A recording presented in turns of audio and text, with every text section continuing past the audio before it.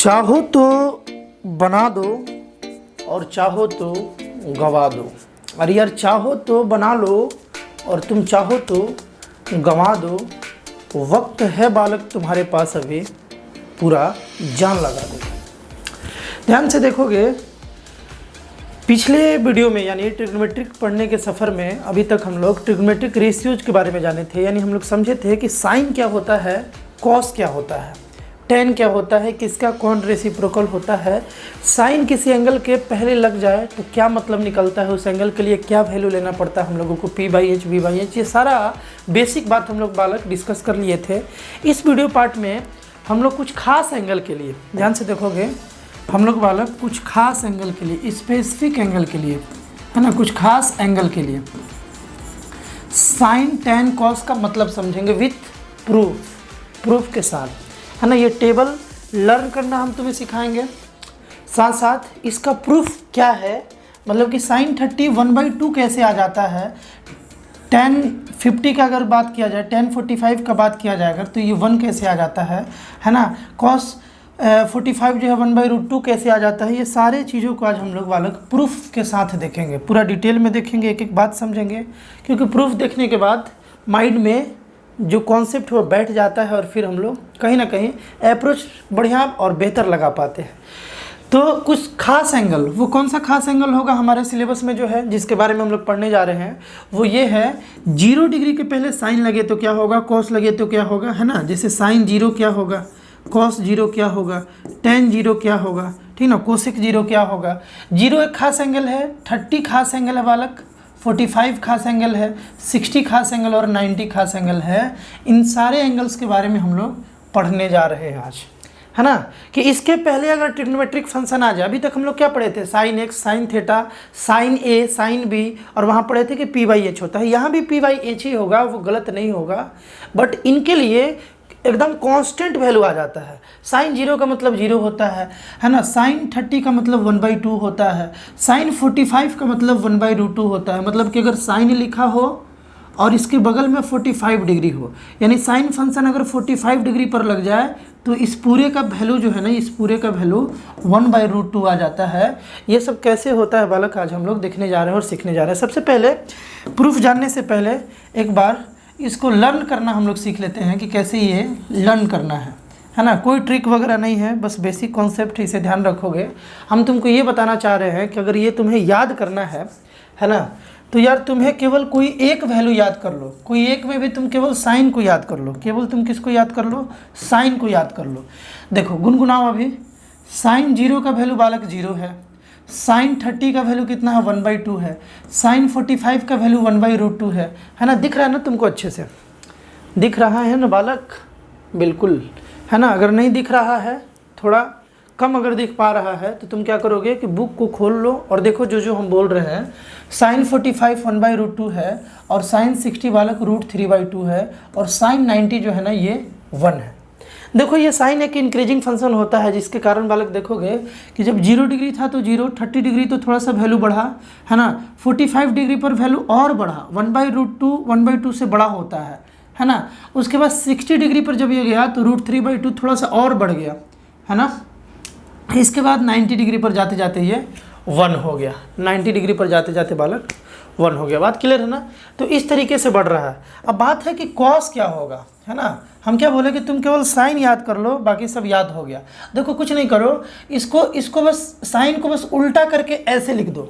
देखो उल्टा करके ऐसे लिख दो, कॉस का वैल्यू निकल गया। मतलब 1 इधर लास्ट में था 90 के पास, 1 को उठाओ और बालक 0 के पास ला दो, है ना। उसके बाद √3/2 इधर 60 के पास था, इसको उठाओ और यहाँ ला दो।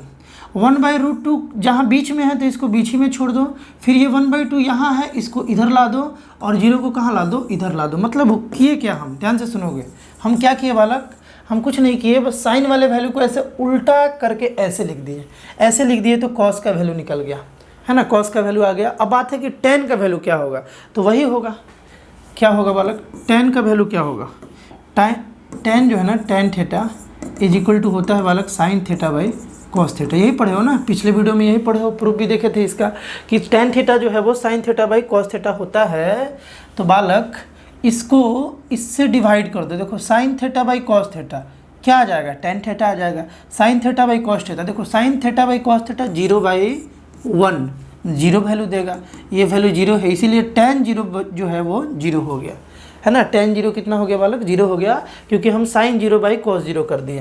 ध्यान से देखो, tan 0 इज इक्वल टू क्या लिखोगे, tan 0 इज इक्वल टू क्या लिखोगे, sin 0 बाई कॉस 0 लिख लोगे, है ना, cos 0। तो देखो इसका वैल्यू 0 है और इसका वैल्यू 1 है, 0/1 0 होता है, इसीलिए tan 0 का वैल्यू बालक 0 हो गया।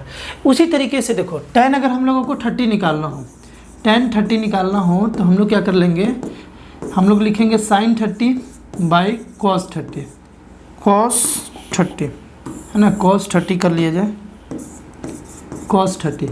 अब देखो तो sin 30 का वैल्यू वाला कितना है, 1/2, यहाँ हम लोग 1/2 पुट कर लेंगे, 1/2, और cos थीटा का वैल्यू √3/2, देखो 2 से 2 खत्म बालक, तो क्या बच गया, 1/√3 बच गया।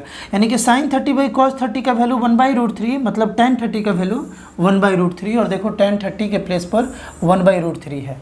यानी इस तरीके से sin y जब तुम cos कर दोगे, है ना, 1/√2 और 1/√2, तो 1 आ जाएगा, दोनों डिवाइड होगा तो ये दोनों डिवाइड हो जाएगा, तो 2 से 2 कैंसिल होकर √3 आ जाएगा। और बात रहा कि 1/0, जानते हो ना तुम कि डिनोमिनेटर में अगर बालक 0 आ जाए किसी नंबर के, तो वो नॉट डिफाइंड हो जाता है, अनडिफाइंड हो जाता है। किसी वीडियो में इसके बारे में हम लोग पूरा डिटेल बात करेंगे, इन्फिनिटी के बारे में, है ना, पूरा डिटेल बात करेंगे। फिलहाल बस ये जानो कि एनी नंबर, है ना, फिलहाल तुम बालक 2 बात जानो, ये तो समझ गए होगे, है ना, ये तो बालक समझ गए होगे, और बाकी तो तुम समझ रहे हो कि अगर साइन मालूम है तो तुम कोसेक निकाल सकते हो उसका उल्टा करके, है ना। साइन अगर मालूम हो तो इसका ठीक उल्टा कोसेक होता है ना। तो ये 0 है तो वो क्या हो जाएगा, 0/1 है तो वो 1/0 हो जाएगा। अभी थोड़ा सा अनडिफाइंड के बारे में हम लोग समझ लेते हैं। देखो बालक, एनी नंबर अभी याद करने के लिए है कि एनी नंबर बाई 0 आ जाए, कोई भी नंबर, कोई भी वेरिएबल बाई 0 आ जाए तो ये इन्फिनिटी होता है, और इस साइन का मतलब होता है नॉट डिफाइंड, है ना। अभी समझोगे इस साइन का मतलब क्या होगा, नॉट डिफाइंड। अच्छा, 0 बाई एनी नंबर रहेगा तो क्या होगा, 0 बाई एनी नंबर रहेगा तो क्या होगा, ये तो बालक 0 रहेगा, ये तो तुम जानते हो, है ना। देखो एनी नंबर बाई अगर इन्फिनिटी आ जाए ना तो ये 0 होता है, ये भी बात इंपॉर्टेंट है, ये भी ध्यान रखोगे। किसी नंबर बाई, कोई नंबर बाई अगर अनडिफाइंड आ जाए तो वो बालक 0 हो जाता है। तो यहाँ पर देखो ये भी तुम समझ गए हो, देखो ये भी तुम समझ गए हो। पहले तो क्या था कि साइन का वैल्यू याद कर लिए, कॉस का वैल्यू बस इसको ऐसे कर दिए तो कॉस का वैल्यू निकल गया, और फिर tan का निकालने के लिए साइन बाई कॉस कर दिए तो tan का वैल्यू बालक इजीली निकल गया। अब क्या है कि कोसेक का वैल्यू कैसे निकलेगा, तो तुम जानते हो कि साइन का ये रेसिप्रोकल है ना, साइन 0, देखो साइन 0 कितना है बालक, 0 है, तो कोसेक 0 कितना हो जाएगा, कोसेक 0, देखो साइन 0 0/1 था, तो कोसेक 0 इसका उल्टा यानी 1/0 हो जाएगा। और कोई भी नंबर बाई 0 क्या देखे, इन्फिनिटी होता है, यानी नॉट डिफाइंड, इसलिए यहाँ पर नॉट डिफाइंड लिखा गया है। बात समझ पा रहे हो क्या, ध्यान से देखोगे। वक्त है तुम्हारे पास, वक्त बालक अभी है तुम्हारे पास, वक्त है तुम्हारे पास। ध्यान से देखोगे बालक, यहाँ पर इसको देखा जाए 30 है, तो यार हम सेक 30 निकालना चाहते हैं, सेक 30 हम निकालना चाहते हैं, और मेरे पास मान लो हमको ये नहीं याद है, हमको cos 30 याद है। cos 30 कितना याद है, cos 30 बालक √3/2 है, √3/2। तो यार इसी का उल्टा तो होता है, इसी का उल्टा सेक होता है, sec angle cos A is equal to 1/sec A, या sec A is equal to 1/cos A। तो इसको यार हम लोग रेसिप्रोकल कर लेंगे तो ये बन जाएगा 2/√3, और देखो यहाँ पर 2/√3 है। बात क्लियर है ना, यानी कि हमें बेसिकली एक ही याद रखना है, बस साइन वाला याद रख लेंगे तो काम मेरा हो जाएगा। बस साइन वाला हमको याद रखना है। एक बार फिर से तुम याद कर लो यार, साइन 0 0, साइन 30 1/2, साइन 45 1/√2, साइन 60 √3/2, और साइन 90 1 हो जाएगा, है ना। साइन 90 कितना हो जाएगा बालक, 1 हो जाएगा। और देखो सबसे स्मार्ट तरीका है, देखो बहुत लोग इसका ट्रिक भी याद करते हैं, है ना, ट्रिक भी याद करते हैं, लेकिन सबसे आसान तरीका है और सबसे मतलब स्मार्ट तरीका तुम बोल सकते हो कि एक पहले याद कर लो थोड़ा सा, और उसके बाद क्वेश्चन बनाने टाइम उसी को, इमेज को माइंड में बार बार लाओ, है ना, इमेज को बार बार लाओ, प्रैक्टिस करते जाओगे, अपने आप याद हो जाएगा। जितना क्वेश्चंस, जितना प्रॉब्लम इस पर सॉल्व करोगे अपने आप बालक ये याद हो जाएगा। इसको कभी पर्सनली बैठ के नहीं याद करना चाहिए कि हाँ आधा घंटा बैठ के हम ये याद कर रहे हैं, ये सब बेवकूफ़ों वाला काम है। एक बार बढ़िया से 2-4 मिनट इसको देख लो, 2-4 मिनट देख लिया, उसके बाद प्रॉब्लम सॉल्व करना स्टार्ट कर दो। हो सके तो बगल में एक ट्रिग्नोमेट्रिक टेबल लिख करके रख लिया करो, है ना। और प्रॉब्लम बनाते जाओ, उधर देखते जाओ, देखते बनाते देखते बनाते देखते बनाते बनाते देखते याद हो जाएगा, है ना।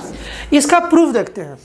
देखो यार, प्रूफ बड़ा इंटरेस्टिंग है ना। प्रूफ बड़ा बालक इंटरेस्टिंग है। और प्रूफ देखने के बाद हम लोग फिर कुछ इंपॉर्टेंट प्रॉब्लम्स करेंगे, कुछ क्वेश्चंस करेंगे और मज़ा आ जाएगा। प्रूफ देखा जाए बालक।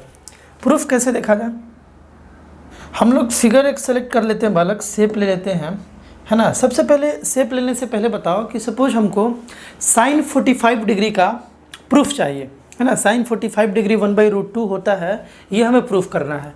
तो यार सबसे पहले तो हमको एक ऐसा ट्रायंगल लेना होगा जिसका एंगल 45 डिग्री मिल जाए।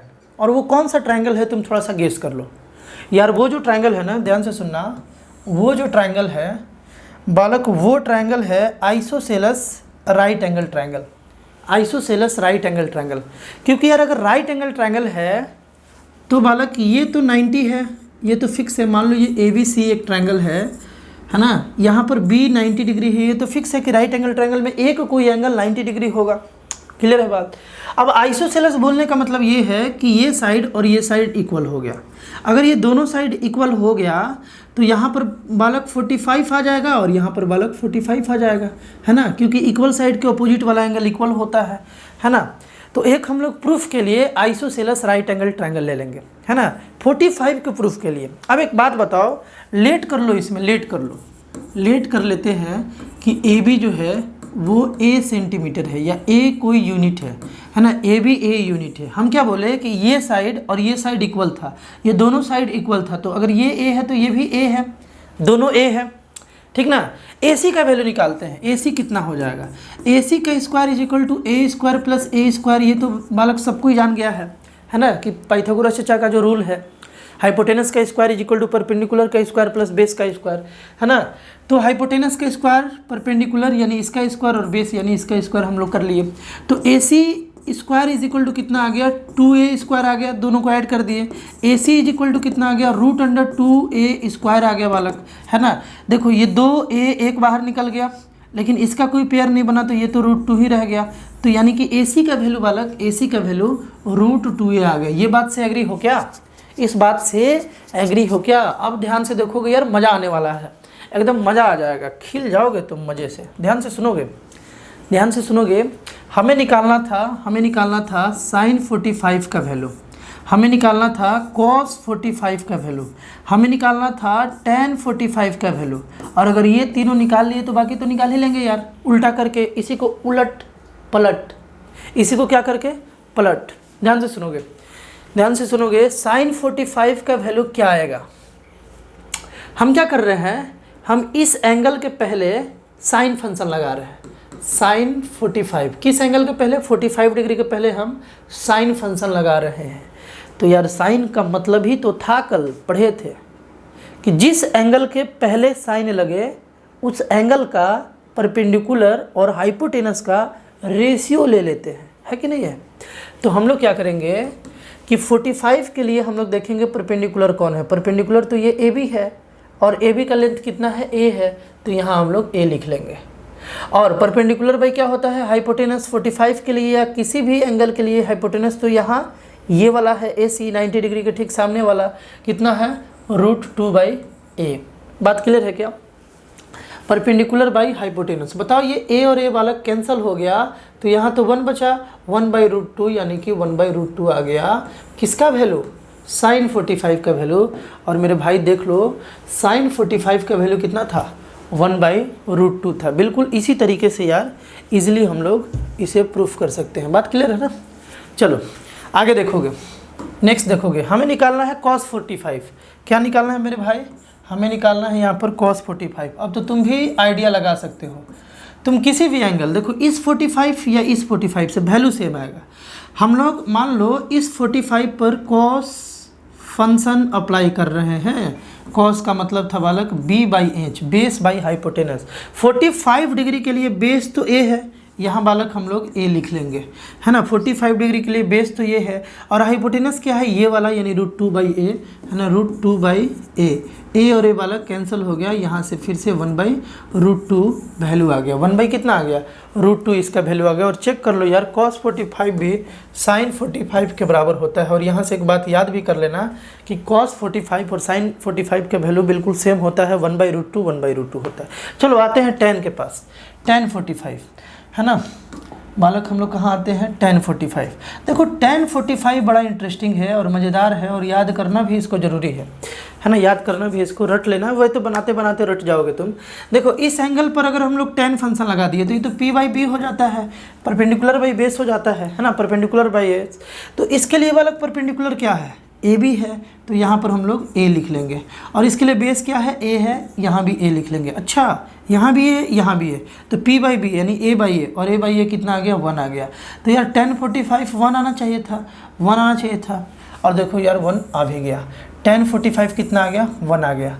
आई होप यार तुम समझ गए होगे कि कैसे हम लोग ये वैल्यू आया कैसे, यानी कि ये 45 डिग्री वाला जितना भी वैल्यू है ये आया कैसे, ये तुम समझ गए होगे, है ना। और किसी बच्चे के मन में डाउट है कि आप यही वाला ट्रायंगल क्यों लिए, आइसोसेलेस राइट एंगल ट्रायंगल क्यों लिए, क्योंकि हम लोग 45 डिग्री को प्रूफ करना है, तो हम लोगों को वैसा ही राइट एंगल ट्रायंगल लेना होगा जिसमें 45 डिग्री हो, और एक ही वैसा ट्रायंगल है जिसमें 45 डिग्री भी मिले और वो राइट एंगल ट्रायंगल भी हो, तो वो है आइसोसेलेस राइट एंगल ट्रायंगल। बात क्लियर है ना। चलो इसके बाद हम लोग प्रूफ कर लेते हैं 30 डिग्री। फोकस बढ़ाकर देखना, थोड़ा सा कॉन्ग्रुएंसी का इसमें यूज है, जो तुम पिछले क्लास में पढ़े होगे। कॉन्ग्रुएंसी थोड़ा सा यूज है, ज़्यादा नहीं यूज है।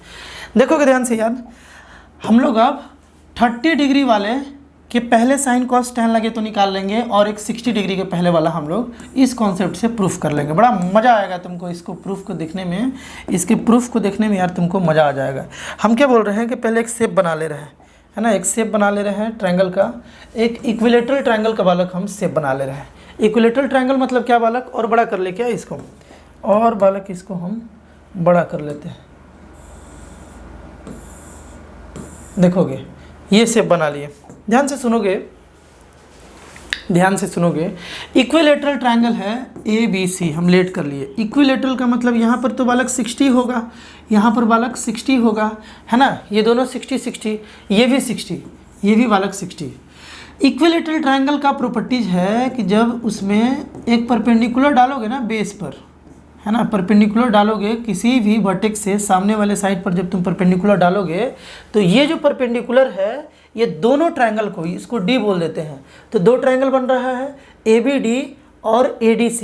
ये दोनों ट्रायंगल को ये बालक, ये दोनों ट्रायंगल को ये कॉन्ग्रुएंट कर देता है। दोनों ट्रायंगल को ये लाइन जो है, ये परपेंडिकुलर लाइन यार कॉन्ग्रुएंट कर देता है। कैसे कॉन्ग्रुएंट करता है तुम देख भी सकते हो, ध्यान से देखो इक्विलेटरल है तो ये साइड इसके इक्वल है ना। All sides of equilateral triangle are equal. ये बालक एक बीच में दोनों ट्रायंगल में, यानी कौन कौन से ट्रायंगल में, in triangle ABD and triangle ADC या ACD, दोनों ट्रायंगल में देखो, एक ABD में तुम चले जाओ, ABD में चले जाओ और ADC में चले जाओ। ये दोनों ट्रायंगल में तुम देखोगे तो एक AB is equal to AC है, AB is equal to AC है ना, AB is equal to AC है। एक बालक AD is equal to AD common है ना।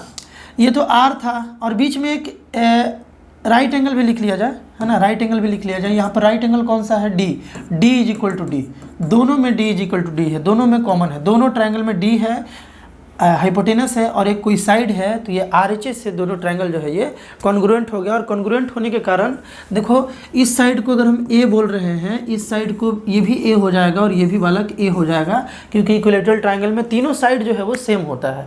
अगर ये A हो जाएगा और ये ट्रायंगल बालक कॉन्ग्रुएंट हो गया, तो जाहिर सी बात है ये दोनों इक्वल पार्ट में बट गया, तो ये A/2 हो जाएगा और ये भी बालक A/2 हो जाएगा with the help of congruency. और ये बालक 30 डिग्री हो जाएगा और ये भी 30 डिग्री हो जाएगा, क्योंकि ये दोनों ट्रायंगल बालक कॉन्ग्रुएंट हो गया, है ना। इतना इक्विलेटरल ट्रायंगल के बारे में तुम 9th क्लास में पढ़े होगे। अभी तो बस हिंट दे करके तुमको समझाया गया, है ना। प्रॉपरली इसे तुम कॉन्ग्रुएंसी से प्रूफ कर सकते हो कि एक परपेंडिकुलर जो है इक्विलेटरल ट्रायंगल को दो कॉन्ग्रुएंट ट्रायंगल में बांट देता है, जिसके कारण ये 60 डिग्री जो है 30-30 हो गया और ये a/2 और ये a/2 हो गया। अगर इतना बात डाइजेस्ट हो गया तुमको, है ना, अगर इतना बात बालक डाइजेस्ट हो गया तुमको, तो अब बड़ा आसान हो गया हम लोगों को sin 30 भी बताना और sin 60 भी बताना, है ना, tan 30 भी बताना और tan, है ना, 60 भी बताना, cos 30 भी बताना और cos 60 भी बताना, है ना। देखो ये a और ये a/2, तो ये कितना हो जाएगा, ये तो पाइथागोरस चचा बता देंगे, है ना। तुम लिख सकते हो कि a का square is equal to a/2 का स्क्वायर प्लस ad का स्क्वायर, ये बात तो तुम लिख सकते हो ना।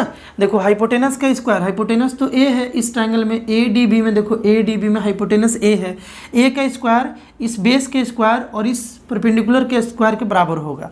तो यहाँ से देखो a स्क्वायर, इसको इधर लाएं तो -a²/4 हो गया, है ना, -a²/4 हो गया, 2 का square is equal to AD का स्क्वायर हो गया। ये तो बात तुम समझ पा रहे होगे, है ना। चलो इसको यहाँ लाते हैं, ये कैसे हुआ समझ में आ रहा है ना, इसको स्क्वायर करके इधर भेज दिए, 2 का स्क्वायर बालक 4 हो गया।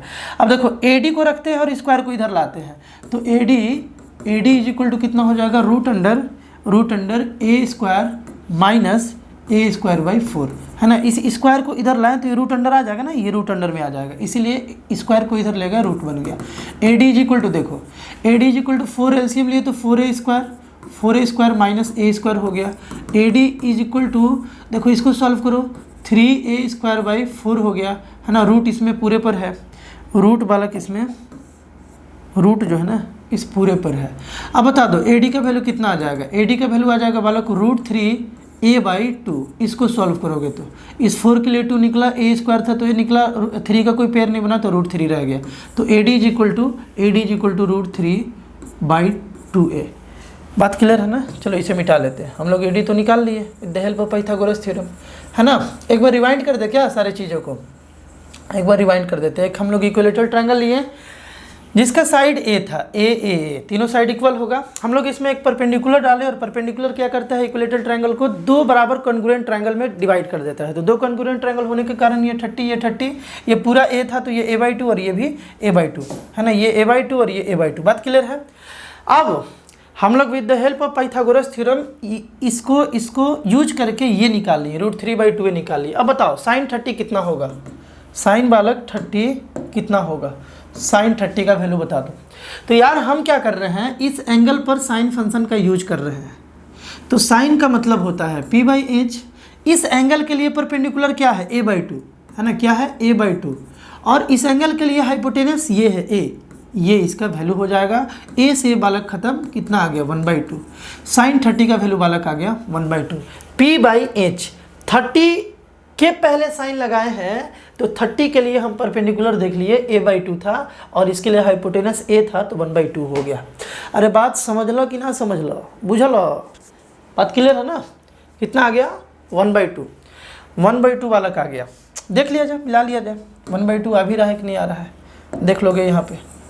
यहाँ पर देखो बालक 1/2 है, 1/2 है। किसका वैल्यू 1/2 है, sin 30 का वैल्यू 1/2 है। और इस तरीके से हम लोग आसानी से इसे प्रूफ कर सकते हैं। sin 60 कितना होगा, तुम आइडिया लगाओ। हम क्या बोल रहे हैं, sin 60, फिर से वही बात p/h। लेकिन यार 60 के लिए परपेंडिकुलर क्या है, 60 के लिए परपेंडिकुलर तो ये है, लिख लेंगे √3/2a, है ना।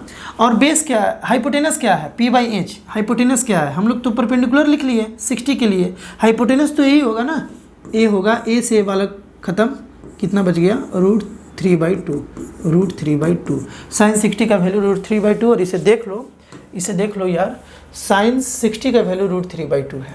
बात समझ रहे हो ना। 45 तो ऑलरेडी कर ही दिए थे साइन का प्रूफ, हम लोग 30 और 60 भी कर लिए। अब देखो tan 30, डायरेक्ट आते हैं tan 30 पर। tan यानी बालक p/b, है ना। p क्या है, देखो यहाँ पर p क्या है, किसके लिए, 30 के लिए, 30 के लिए p, देखो 30 के लिए p क्या है, a/2 है। तो हम लोग यहाँ a/2 लिख लेंगे, 30 के लिए p a/2। अच्छा b क्या है, 30 के लिए b तो ये है ना √3/2a है ना। देखो a से a खत्म, 2 से 2 खत्म, बच गया 1/√3, है ना। कितना बच गया, 1/√3। कोई दिक्कत, तो कितना आ गया यार, देखो tan 30 1/√3। तो क्या इसी तरीके से तुम बाकी वैल्यू को नहीं प्रूफ कर लोगे ना। एक और हम कर देते हैं, है ना, बाकी तुम कर लेना। एक और हम कर देते हैं, एक और बालक हम लोग कर देते हैं। देखो 10 30 तो आ गया, 10 60 भी तुम आराम से कर लोगे।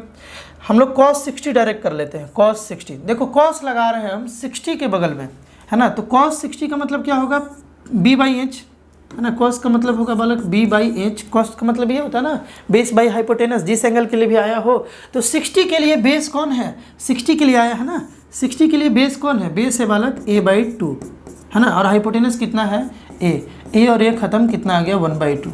देख लो तो cos 60 कितना आ रहा है 1/2। बात समझ रहे हो क्या। इस तरीके से हम लोग 45 30 और 60 का इजीली प्रूफ कर लेंगे। बच गया 0 और 90 का। तो यार सबका प्रूफ ज़रूरी है क्या, सबका प्रूफ अभी फ़िलहाल ज़रूरी नहीं है। इसे हम अभी भी चाहें तो तुम्हें अच्छे से समझा सकते हैं, लेकिन थोड़े क्लास करने के बाद अगर इसके बारे में जब हम लोग डिस्कस करेंगे तो तुम्हें और ज़्यादा क्लियर होगा। इसलिए इसका प्रूफ हम लोग आगे के क्लासेस में देखेंगे। जब पूरा ट्रिग्नोमेट्री ख़त्म कर लेंगे, जब हायर ओलंपियाड क्वेश्चंस के लिए बात करेंगे, तो वहाँ पर हम इसका तुमको प्रूफ बताएंगे 0 और 90 का। फिलहाल अगर बिल्कुल उत्सुक हो इसे देखने के लिए तो बुक को फॉलो करो। RD शर्मा और RS अग्रवाल दोनों बुक में बहुत अच्छे से इसको समझाया गया है। बस थोड़ा सा तुमको एक आइडिया होना चाहिए इसे समझने के लिए। हम उस आइडिया को बता दे रहे हैं। कोई बच्चा अगर अभी के अभी किसी बच्चे में पेशेंस नहीं होता है, उसके लिए बता रहे हैं। ध्यान से सुनो, ध्यान से बालक सुनोगे इसे कैसे तुम प्रूफ कर सकते हो। देखो यार, ध्यान से देखोगे, ये अपने पास एक ABC एक ट्रायंगल है, राइट एंगल ट्रायंगल। हम क्या बोल रहे थे कि ये मान लो 45 डिग्री है।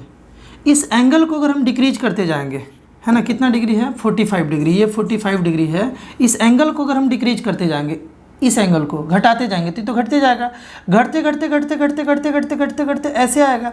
जैसे ही 0 पहुंचने वाला होगा, ये एंगल जैसे ही 0 पहुंचने वाला होगा, तो ये जो AC साइड देख रहे हो, क्या ये AC साइड ऐसे आते तो BC पर ओवरलैप नहीं कर जाएगा, ओवरलैप कर जाएगा ना।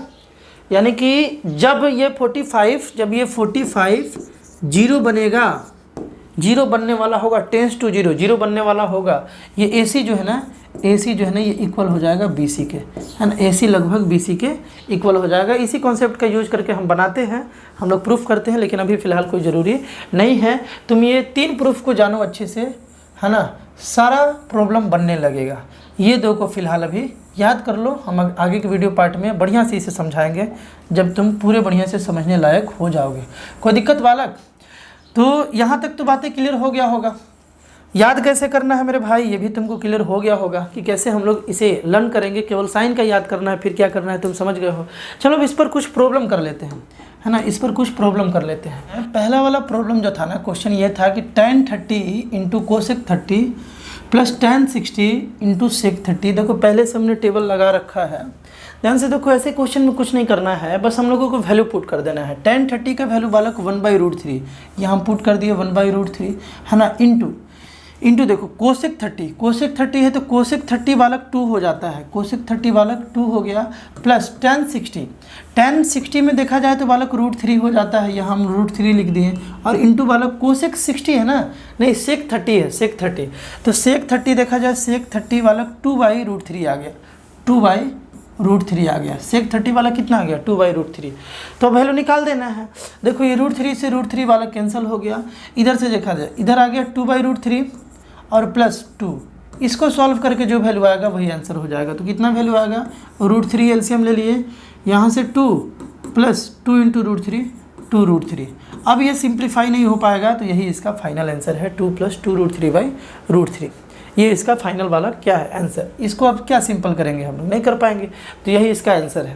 बात क्लियर है ना। इस तरीके से इसमें अप्रोच लगाना है। tan 30 का हम लोग वैल्यू रख दिए 1/√3, कोसेक 30 का हम लोग वैल्यू रख दिए, है ना, कोसेक 30 का वैल्यू 2 लिख दिए, और उसके बाद बीच में प्लस था तो प्लस, इसके बीच में इंटू था तो इंटू, tan 60 का वैल्यू √3 था, tan 60 का वैल्यू √3 लिख दिए, और सेक 30 का वैल्यू, सेक 30 बोला गया था 2/√3 था, √3 से √3 कैंसिल, ये 2 यहाँ आया और 2/√3 ऑलरेडी था, इसको सॉल्व किए तो ये बात आ गया। इस तरीके से इजीली हम लोग इसे सॉल्व कर सकते हैं। बात समझ पा रहे हो क्या? चलो नेक्स्ट क्वेश्चन धीरे धीरे लेवल को बढ़ाएंगे और हद से गुजर जाएंगे मैथ्स में, धीरे धीरे लेवल को बढ़ाएंगे। देखो बोला जा रहा है कि थीटा 30 डिग्री अगर है, थीटा कितना है 30 डिग्री है, तो तुमसे बोला जा रहा है कि तुम शो कर दो कि sine 2 theta is equal to होता है 2 sine theta into cos theta. ये 11th में तुमको एक फार्मूला मिलेगा, है ना, 11th में एक फार्मूला मिलेगा कि साइन 2 थीटा। खैर ये सारा कंप्लीट होने के बाद इसी प्लेलिस्ट में हम लोग इसे पढ़ लेंगे, तुम्हारे ओलंपियाड पॉइंट ऑफ व्यू से काफ़ी इंपॉर्टेंट है ये फार्मूला। अभी इसको प्रूफ कर लिया जाए 30 डिग्री के बेस पर कि sine 2 theta is equal to 2 sine theta into cos theta होता है, मतलब LHS RHS इक्वल आ जाए तो सही बात है। देख लिया जाए, साइन यहाँ पर 2 इंटू 30, क्योंकि थीटा हम लोगों को 30 रखना है, is equal to 2 into sine 30 into cos 30। बात क्लियर है ना? देखो तो ये साइन 2 इंटू 30 कितना हो गया 60 हो गया, और इधर से देखा जाए 2 इंटू साइन 30 का वैल्यू देखो, साइन 30 का वैल्यू कितना है, साइन 30 का वैल्यू 1/2 है ना, 1/2, और कॉस 30 का वैल्यू कितना है, कॉस 30 का √3/2। ये दोनों पुट कर लोगे तो क्या पुट करोगे 1/2 इंटू √3/2। बात क्लियर है ना? दोनों का वैल्यू पुट कर दिए। अब देखो तो साइन 60 जो है ये कितना आ गया, 2 से 2 खत्म, √3/2, और तुम यार देखोगे ना तो साइन 60 का वैल्यू √3/2 ही तो होता है। देखो ध्यान से देखोगे, ध्यान से मेरे भाई देखोगे, किसका वैल्यू बता रहे थे हम, किसका वैल्यू था, साइन 60 का वैल्यू। साइन 60 का वैल्यू देख लो, साइन 60 का वैल्यू जो है वो √3/2 ही तो आता है, और हम लोगों का वैल्यू कितना आ गया √3/2। यानी कि ये बात सही है कि साइन 2 थीटा जो है, sine 2 theta 2 sine theta into cos theta होता है, क्योंकि थीटा के प्लेस पर हम लोग जब 30 रखे तो LHS RHS दोनों बराबर आ गया। इसका भी वैल्यू √3/2 होता है, और ये तो √3/2 आ ही गया। इसको हम लोग सॉल्व किए तो √3/2 आ ही गया, है ना। किसको सॉल्व किए तो इसको सॉल्व किए तो। बात क्लियर है? तो ये 2 क्वेश्चन यार तुम अच्छे से समझ गए होगे। थर्ड क्वेश्चन देखते हैं। थर्ड क्वेश्चन से आइडिया लगेगा कि इसको क्यों पढ़ा जाता है, अभी तक ये बातें क्यों चल रही थी, ये थर्ड क्वेश्चन तुमको बताएगा। और क्वेश्चन ये है कि इस फिगर में ABC एक राइट एंगल ट्रायंगल है, B के पास AB 9 सेंटीमीटर दिया गया है और B जो है वो 30 डिग्री दिया गया है। तो तुमको बताना है BC कितना होगा और AC कितना होगा। तो यार सबसे पहले तुम किसको निकालना चाहते हो? चलो BC को निकालते हैं सबसे पहले। एक बात बताओ, अगर हम यहाँ 10 लगा दे, इस 30 डिग्री के पहले 10 लगा दे, 10 ही क्यों लगाएं? क्योंकि 10 का मतलब होता है P/B होता है, और 30 के लिए जो P है ना, देखो 30 के लिए जो P है इसी को फाइंड करना है। 30 के लिए जो P है वो है BC लिख लिए, है ना, और बाई B कितना है 9 है, दोनों मालूम है, BC और 9 भी हमको मालूम है। BC नहीं मालूम है, BC को फाइंड करना है, 9 हमको मालूम है। बात क्लियर है ना? अब बताओ tan 30 का वैल्यू अभी तुम कितना देखे, देखो बालक tan 30 का वैल्यू, tan 30 का वैल्यू कितना है 1/√3 है, 1/√3 यहाँ पुट कर लेंगे। कहाँ पुट कर लेंगे देखोगे, यहाँ पर हम लोग पुट कर लेंगे 1/√3, ये बात आ गया। और यहाँ BC/ क्या है, BC/9 है। एग्री हो क्या बात से? BC/9 है।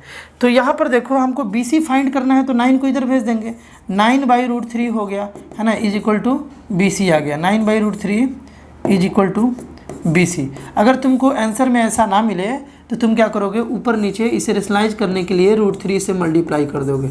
ये भी आंसर सही है, बट ऊपर नीचे √3 से मल्टीप्लाई कर दोगे, कभी कभी ऐसा आंसर देगा, है ना। तो मल्टीप्लाई कर दिए तो ये तो बालक 3 बन गया, है ना, ये तो 3 बन गया। क्या लिखोगे, BC is equal to 9√3 into √3, 3 बन गया, 3 जा 9, यानी कि BC का वैल्यू आ जाएगा 3√3। BC का वैल्यू कितना आ गया 3√3 यूनिट या सेंटीमीटर जो भी है। बात समझ पा रहे हो क्या? और इसी तरीके से अगर तुमको AC निकालना है, AC निकालना है तो क्या किया जाए, या तो sin 30 या तो cos 30। sin 30 ले लो। क्यों sin 30? क्योंकि sin और cos दोनों में H आता है, P/H B/H। तो H निकालना हमको, H निकालने के लिए H वाला इक्वेशन ढूंढेंगे ना भैया। हम लोगों को B, देखो P निकालना था तो P वाला इक्वेशन 10 P/B कर लिए। तुम बोलोगे P/H भी तो आता था, साइन क्यों नहीं लिए? P निकालना था परपेंडिकुलर, यहाँ पर परपेंडिकुलर अगर निकालना था तो P/H क्यों नहीं लिए? क्योंकि H हमको पहले से मालूम नहीं था बालक, है ना, B मालूम था, तो P/B ज़्यादा बेहतर ऑप्शन था, P/B ज़्यादा बेहतर ऑप्शन था। बात क्लियर है ना? तो साइन 30 साइन 30 निकालना है, बता दो साइन क्या होता है, पी बाई एच हो जाता है ना। तो पी क्या है, 30 के लिए पी है बालक 3√3 बाई एच, है ना। अब बता दो साइन 30 का वैल्यू 1/2 है ना, इसको भी देखोगे क्या, देखो 1/2, साइन 30 का वैल्यू 1/2 आ गया। तो हम लोग यहाँ लिख लिए 1/2 और पी बाई एच, देखो √3 है, 3√3 बाई एच। एच का वैल्यू चाहिए, हाइपोटेनस का वैल्यू चाहिए। एच को इधर भेजो, इसको इधर भेजो, एच इधर आया, देखो 3√3 × 2 यानी कि एच का वैल्यू आ गया, हाइपोटेनस का जो वैल्यू है वो आ गया यहाँ से 6√3 यानी AC का वैल्यू, एच AC है ना, AC का वैल्यू कितना आ गया 6√3। बालक आई होप तुम अच्छे से इस क्वेश्चन को भी समझे होगे। चलो नेक्स्ट क्वेश्चन देखते हैं बालक। नेक्स्ट क्वेश्चन में है कि इन द गिवन फिगर तुमको एंगल बता देना है, एंगल A और C बता देना है, A भी बता देना है और C भी बता देना है ना, A भी बता देना है और C भी बता देना है। तो बड़ा इजी बात है ना, बड़ा इजी बात है ना, इजी। एंगल C पहले बता लेते हैं। एंगल C के लिए अगर हम साइन C का यूज करें, देखो साइन C का, इस एंगल के लिए हम साइन लगा दिए, क्यों लगा दिए, क्योंकि परपेंडिकुलर और हाइपोटेनस मालूम है। तो कितना आ जाएगा p/h, C के लिए p है 3 और h है 6, देखो 1/2 आ गया कैंसिल होके। तो sine C is equal to 1/2, तो देखो sine C is equal to sine हम लोग 30 लिख देते हैं, है ना, साइन 30 क्यों लिख दिए, क्योंकि 1/2 होता है साइन 30। 1/2 अभी तो देखे थे, 1/2 क्या होता है बालक, 1/2 हो जाता है हम लोगों का 1/2 हो जाता है साइन 30। तो देखो ध्यान से सुनो, साइन 30 इज इक्वल टू अगर 1/2 है तो इसके प्लेस पर अगर ये लिख सकते हैं तो इसको भी तो हटा करके ये लिख सकते हैं, दोनों इक्वल है ना। इसीलिए हम लोग क्या किए यहाँ पर, इसीलिए बालक हम लोग यहाँ पर क्या किए क्वेश्चन में कि इसको इसके प्लेस पर ये लिख दिए। अब एक बात बताओ, अब यहाँ से एक हमको बात बता दो तुम कि फंक्शन सेम है, साइन है, बीच में इक्वल टू है, क्या एंगल डिफरेंट हो जाए तो ये पॉसिबल है क्या, नहीं पॉसिबल है। यहाँ से C को कितना होना पड़ेगा, 30 होना पड़ेगा। इस इक्वेशन को सेटिस्फाई करने के लिए C को 30 होना पड़ेगा, क्योंकि फंक्शन सेम है। तो अगर एंगल सेम नहीं हुआ तो फिर ये इक्वल कैसे आ जाएगा, नहीं आएगा ना इक्वल। तो यहाँ से हम लोग C का वैल्यू निकाल लिए, C का वैल्यू कितना आ गया बालक 30 डिग्री आ गया। A का कैसे निकालोगे, A का तुम कैसे निकालोगे, आइडिया लगाओ। तो A का निकालने के लिए हम लोग क्या कर सकते हैं बालक, बहुत तरीका है। पहले तो BC को फाइंड कर लो, BC कितना हो जाएगा, देखो BC का स्क्वायर प्लस 3 का स्क्वायर इज इक्वल टू 6 का स्क्वायर, यानी कि BC स्क्वायर प्लस ये 9 आ गया और इज इक्वल टू 36, यानी कि बालक BC square is equal to 36 minus 9, यानी कि BC इज इक्वल टू √27, यानी कि देखो 27 आएगा यहाँ से, यह स्क्वायर इधर से उधर गया तो √27।